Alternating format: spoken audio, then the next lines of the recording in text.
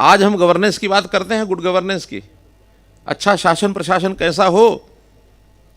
देखा जाए तो बंदा सिंह बहादुर ने उस समय गुड गवर्नेंस की नींव रखी थी।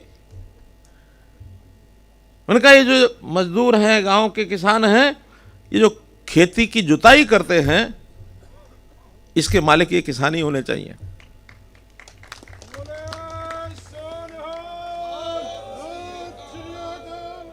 इस प्रकार के सुधारवादी दृष्टिकोण के व्यक्ति थे। उन्होंने सिक्का चलाया, उन्होंने अच्छा राज स्थापित किया, लेकिन अब इसको दुर्भाग्य कहें या समय का झकझोला कहें, बहुत वर्षों तक इनका नाम न पत्थे में चला गया, बहुत याद लोगों ने नहीं किया। कहीं कहीं इतिहासकारों ने किस पुस्तकें लिखी और उन इतिहासकारों ने इनके प्रति जो गायन गीत के माध्यम से भी जनता को प्रेरणा देनी शुरू की। मैंने सबसे पहले कविता इनकी 1976 में, 77 में, 77 में पढ़ी थी, बोली थी। उस समय से इस वीर पुरुष के बारे में मन में एक प्रेरणा हुई, लेकिन ये जानकारी नहीं थी कि इस वीर पुरुष के साथ मेरा अपना व्यक्तिगत भी कुछ संबंध है। इसकी जानकारी मुझे उस समय नहीं थी। छोटा होता था मैं, गांव में हमारे एक बाबा जी आया करते थे, भाई नारायण संत, हम छोटे होते थे, आया करते, बड़ी सी पगड़ी बांध के रखे होते थे उन्होंने। हमारे दादाजी के पास बैठते थे, पिताजी के साथ बैठते थे, और दादाजी भी उनकी जो सेवा पानी करनी होती थी वो करते थे, बाद में वो चले जाते, साल में एक बार आते थे। मैंने पूछ लिया उत्सुकतावश, कौन है, हर वर्ष आते हैं और आप बड़ा मान सम्मान करते हो इनका। तब उन्होंने बताया कि बेटा हमारी एक गुरुगद्दी है और बाबा बंदा सिंह बहादुर के समय से चली आ रही है, और ये उनके प्रतिनिधि हैं बाबा नारायण संत। कारकोडी इकट्ठा करने के लिए इनके जिम्मे काम होता है, ये जगह जगह सब जगह अनुयायियों के यहाँ जाते हैं, जैसे चंदा इकट्ठा करना होता है, क्यों संस्थाओं को चलाने के लिए सब करना होता है। तब हमको ध्यान में आया कि हम भी ऐतिहासिक तौर पर किसी एक महान एक व्यक्तित्व की उस नाते से उनकी संतान में जुड़े हुए हैं। ये उस समय की प्रेरणा मिली, और फिर संयोग ऐसा था, उस समय तो कभी सोचा भी नहीं था कि कोई हमको ऐसा अवसर मिलेगा,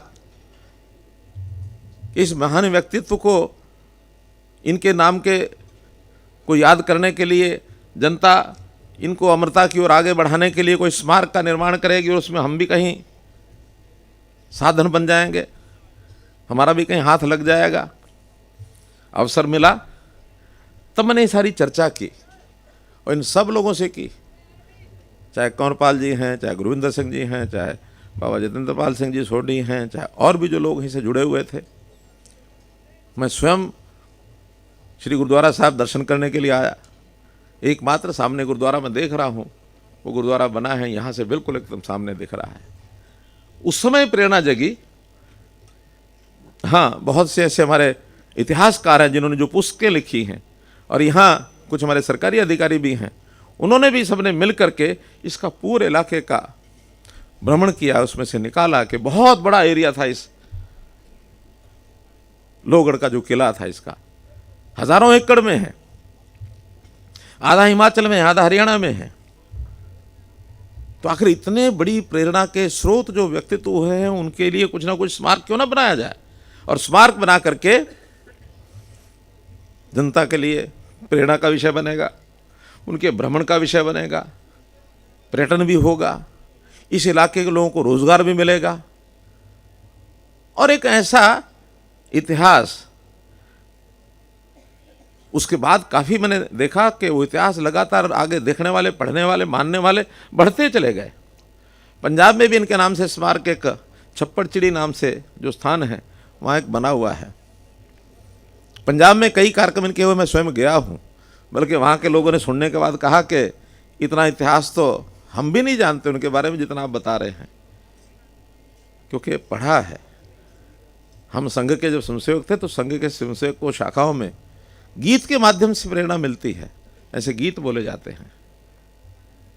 तो बहुत सौभाग्य की बात है, हमको ये अवसर मिला है और इसको आगे बढ़ाने के लिए बहुत से कार्यक्रम जो मन में हैं